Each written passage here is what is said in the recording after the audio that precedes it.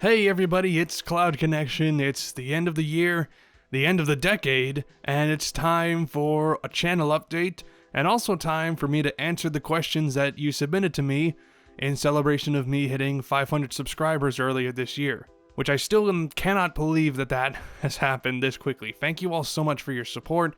It's meant so much to me, and it's been a tremendous help getting my channel out there. We're almost at 600 subs by the time I record this video, and we are well on our way to hitting 1,000 by hopefully summer of next year. And that is the next milestone that I want to hit, so hopefully it happens, we'll see. So I'm going to be answering your questions in a bit, but first I do want to give a quick year in review and just a sort of update on where this channel is going to be heading in 2020. So if you don't care about that, you just want to hear me answer the questions, then skip to this point in the video. There isn't too much information that's super important in the channel update. I'm just going to be describing the type of content that you can expect in 2020, as well as giving some teasers for future game retrospectives. So if you're interested in that, then stick around, otherwise skip to that point in the video, and you'll skip straight to the Q&A. So 2019 was an interesting year. It was a year of evolution. If 2018 was a year of experimentation, 2019 was trying to figure out a working formula. And I think I did that for the most part with my reviews and retrospective series. I made 16 videos this year, which combines for a total of 7 hours and 17 minutes worth of content. And of course the reason for this, obviously, is that I just made videos longer. And that's because I combined video game reviews, which I had done in 2018, with video game retrospectives. Looking at the game in hindsight. What did it influence? How did it shape gaming as we know it? And I like that format, but I realized that in 2020, I don't want to force those two approaches together. And I also don't want to do the marathon format anymore. Covering each game in its own individual video while still keeping it in a single video series. Because not only is that not great for the YouTube algorithm, but it means that there's going to be too many videos that you might not care about. For instance, if you don't want to watch me talk about the Half-Life series for 3 hours, then that's 7 videos in a row released from late September through late December that you're not going to watch. And if those are the only videos that I'm putting out, that's not great for viewership. And also my videos this year were just too long. Too unnecessarily long, I should say. There was no reason for me to talk about Half-Life 1 for 51 minutes. It's a game that I love and that I love talking about, but a lot of that video was just explaining basic mechanics. And for game retrospectives, that's stuff that I kinda have to assume you already know. So in 2020, when I cover a video game series for a retrospective, I'm gonna be condensing it into one single, longer video. That way I don't have to flood your inboxes with videos on games that you don't care about, and will also help me make these scripts a lot more focused, and a lot more coherent, and a lot more unified, which I found was a problem I had doing a marathon format. There were details in the first video that I mentioned that I should have mentioned in the 4 for 5th video, and didn't because I had forgotten about it. This way hopefully I can improve my scripts a bit, and keep them more coherent as a whole. Now, as for video game reviews, well, they're gonna be separate from retrospectives now. I'd like to do shorter content as well, because I know not everybody wants to hear me talk for hours on end. Some of you do, but some of you don't, and some of you just don't have that kind of time. So I would like to make shorter content, and I think the best format for that, for now, is video game reviews. And I'm talking short, 5 minutes or less videos. They go at a quicker pace, they don't go too in-depth, and they're focused on can you recommend a game or not.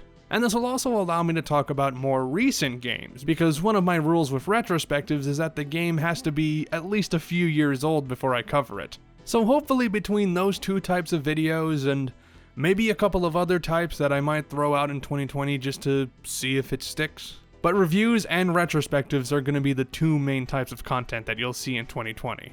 Now, I am going to be taking a small break in the beginning of the year just to get away from video making for a while. It's not going to last too long, maybe 2 or 3 weeks, but I just kind of need to refresh myself a bit.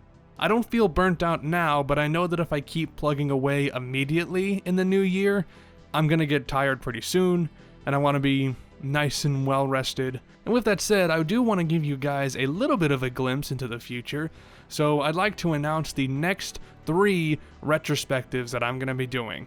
The first is the Hotline Miami series.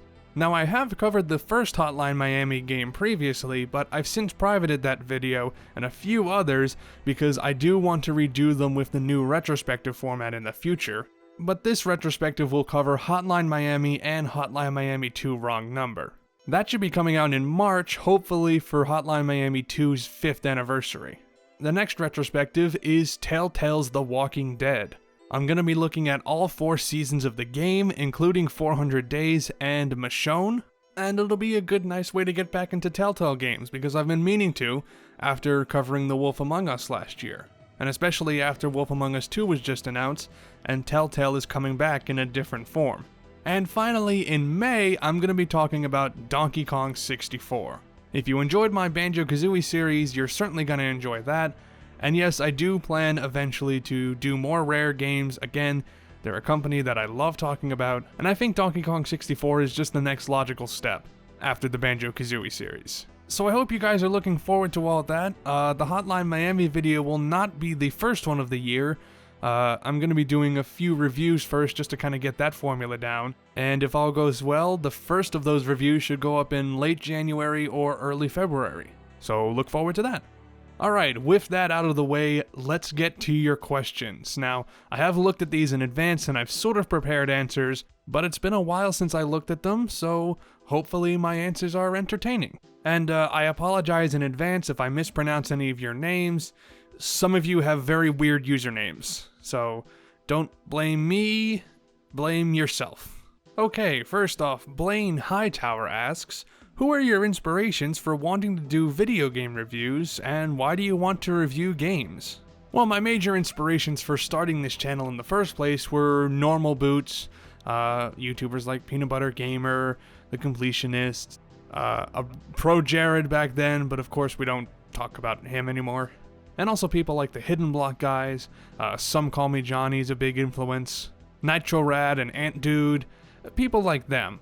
As for why I want to review games, well, that's just kind of the content that I enjoy watching, and that I enjoy making. I'm not averse to reviewing other types of media, I just don't have any plans for that in the future. Rawman asks, why did you decide to do YouTube? If YouTube wasn't ever a platform, what would you have done instead? I do YouTube basically because it is the biggest video sharing website on the internet. I know they've done a lot of stuff that people don't like, and they've done a lot of stuff that harms its user base, and especially its creators, and I am not defending them, but there really is no other option. Or at least no other option that is logistically sound. At least not right now. If a serious competitor to YouTube sprung up, I would definitely consider joining them. But as it is, there really isn't any. If YouTube didn't exist, I'd probably still do video game reviews and stuff like that. Maybe not necessarily in video form. You know, I am at heart a writer, so it could just be written content. Gumshoe Gamer has 3 questions. First, favorite video that you made? I really like my Banjo-Kazooie videos, specifically Kazooies and Tooies. Not only because they're the videos that have performed the best and are responsible, I'm sure, for most of you finding me and subscribing, but also because that was at a point where I was creatively probably at my best. Gumshoe's second question is, what games would you never do a retrospective for? Well, I wouldn't reject a title specifically, but I do have some criteria that I hold when it comes to deciding games to cover.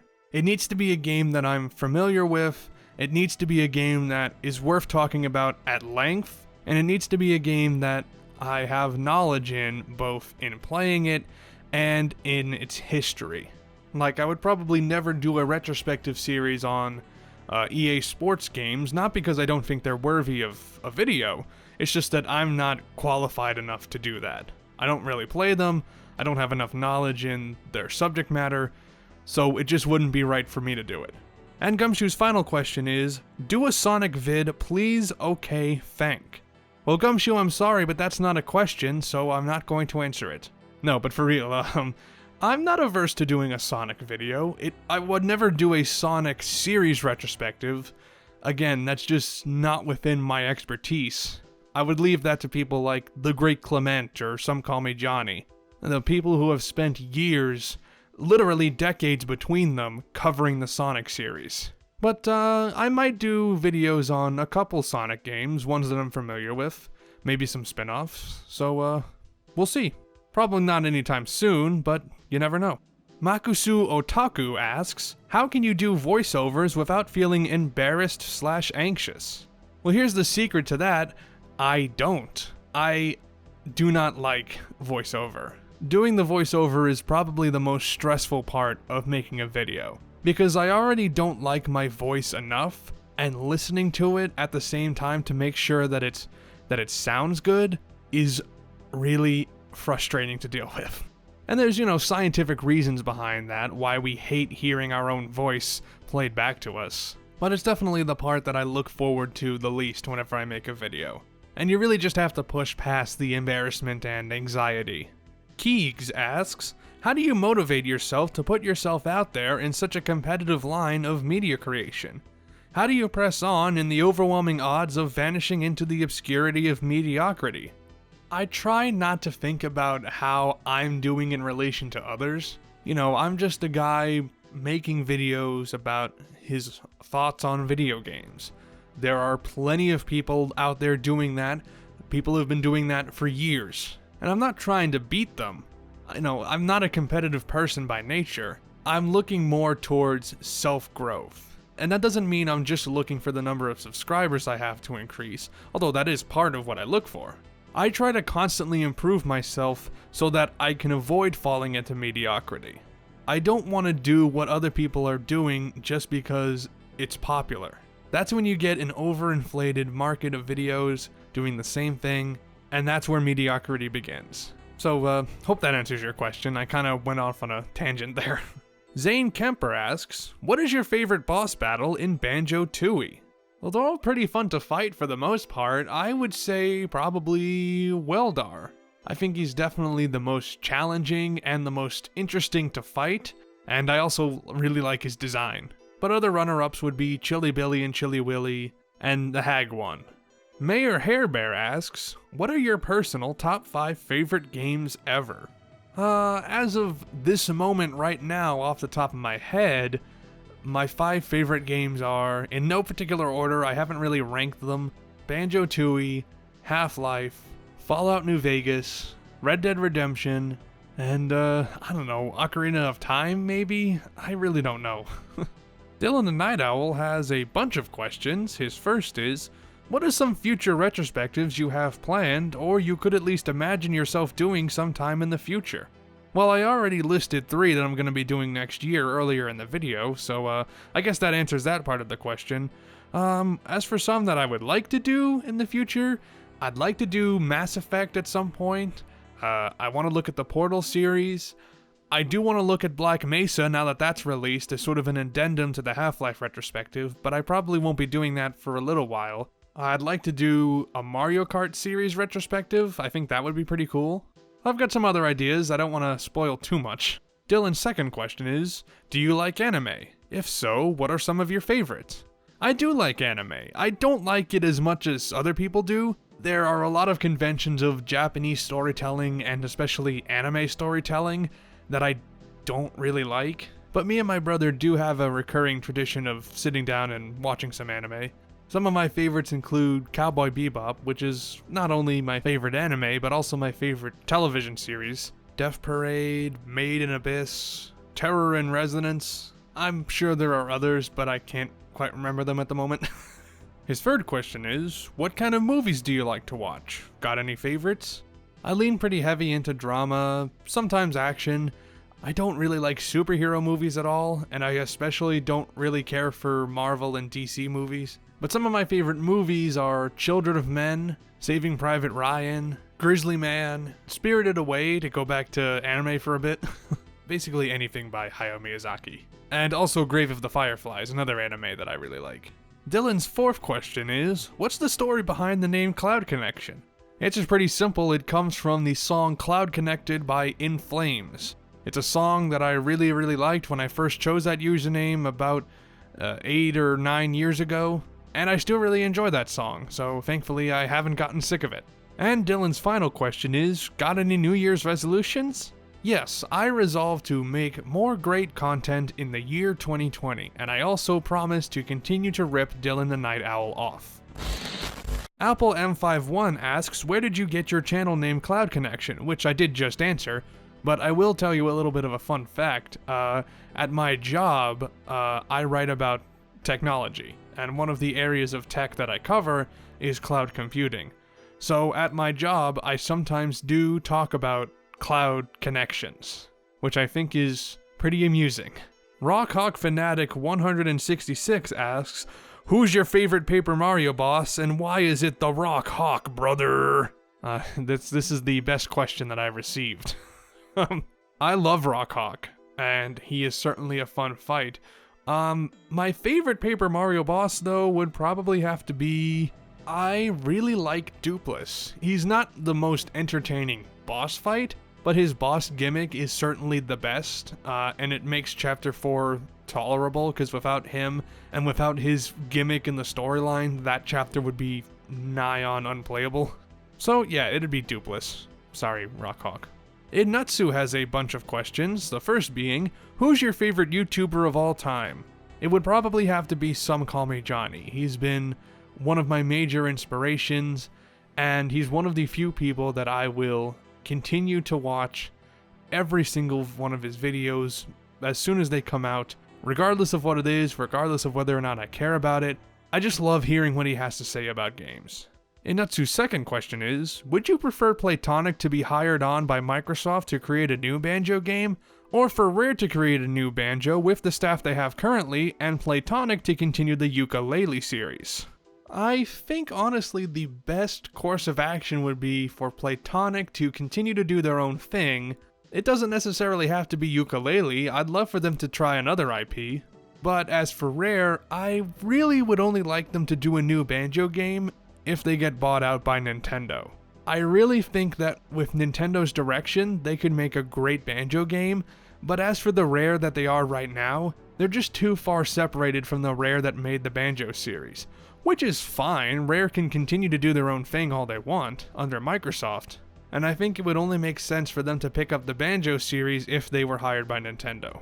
Inutsu's third question is, how did you first discover YouTube, and who inspired you to make the kind of content you do? I already answered the second part of that question, but the first part, I first discovered YouTube when a friend wanted to show me the trailers for Rayman Raving Rabbids, which was certainly a way to get introduced to YouTube. That might be a series I have to cover at some point. Would you guys be interested in a Rabbids retrospective? I don't really know enough about main series Rayman to do a video on that, but would you be curious about my thoughts on Rabbids? I don't know, let me know in the comments below. Inutsu's fourth question is, who would win in a fist fight, Luigi or Shadow the Hedgehog? Shadow the Hedgehog, definitely. I don't think Luigi could win any fight unless he had his Poltergust. In pure fisticuffs, it has to be Shadow the Hedgehog, hands down.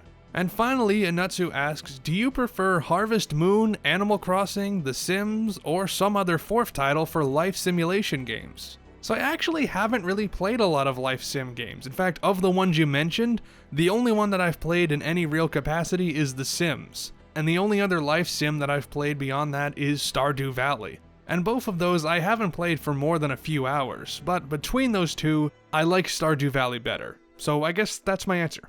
Wolfchaos-san asks, what really pushed you into creating videos? Not just a YouTuber, but your internal passions.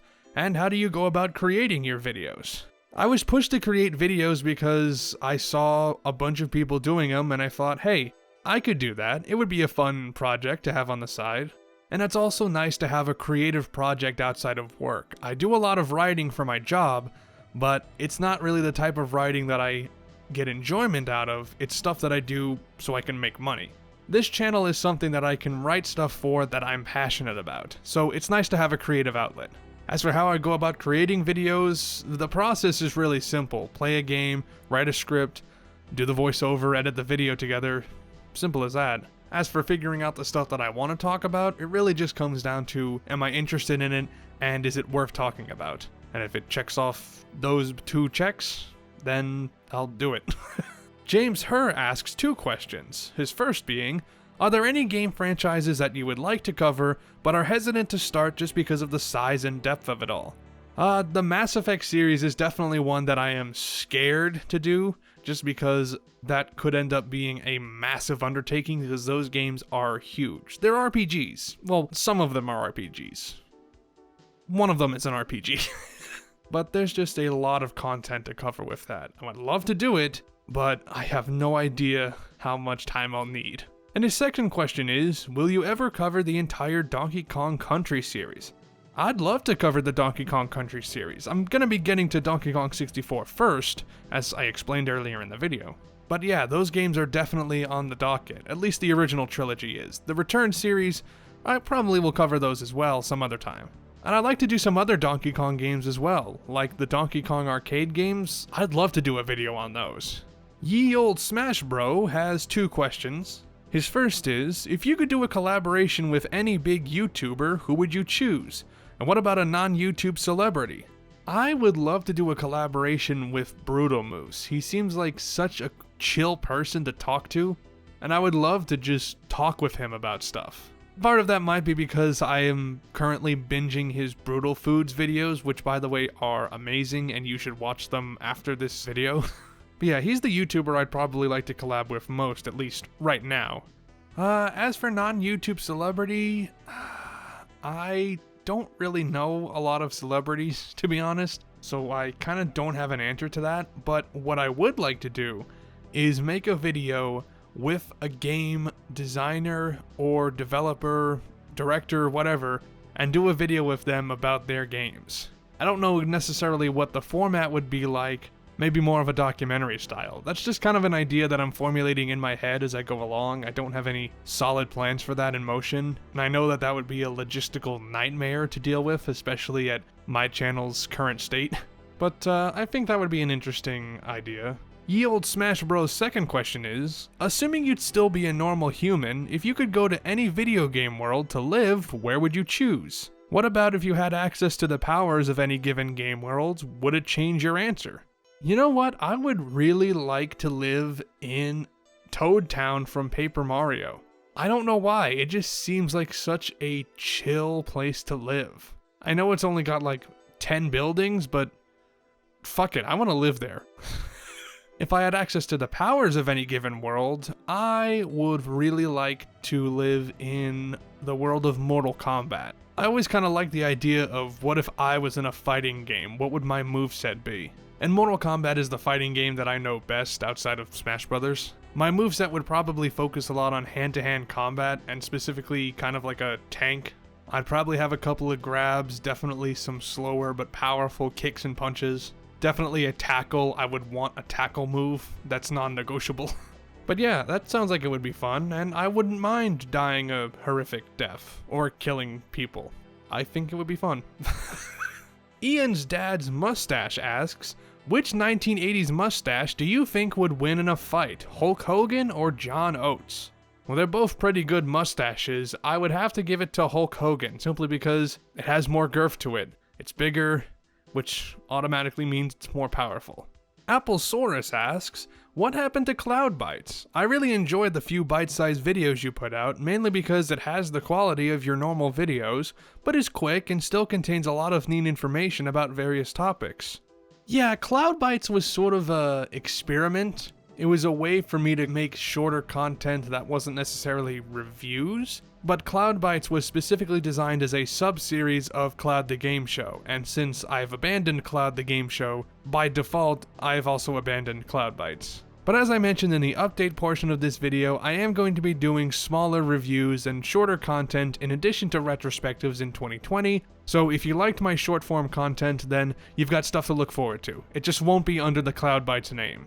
And finally, Mr. Hammers on Twitter asks, what games are you planning on going over after Half-Life? Do you plan to talk about Half-Life 3 at all? Well, this question was asked before my Half-Life 2 Episode 2 video where I did talk about Half-Life 3, and also before we knew about Half-Life Alyx. But as far as other Half-Life videos that I'm doing, yes, I am not done with the Half-Life series, even though I've finished the series retrospective. I'm going to be doing a video on Black Mesa, maybe sometime next year. I eventually would like to take a look at Half-Life Alyx. I don't currently own a VR headset, so when that video happens depends on when I get that.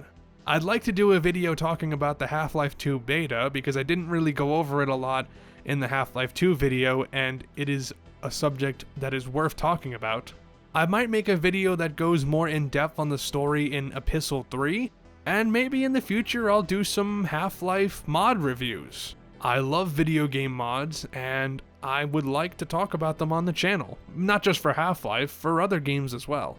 That's another type of content you can expect in the future, but I don't have anything planned in concrete at the moment. And that's the final question, or at least the final question that I can find. I may have missed one or two, but I feel like I've missed one or two, so if I didn't answer your question, ask them in the comments below and I'll get back to you, I guess. Thank you all so much for submitting your questions, and I hope that my answers satisfied you, or at least were entertaining, and if they weren't, then fuck off, I don't care. Regardless, thank you all so much for watching. I hope you had a pleasant holiday, and I hope that your 2020 is a good one. See you in the new year, everybody.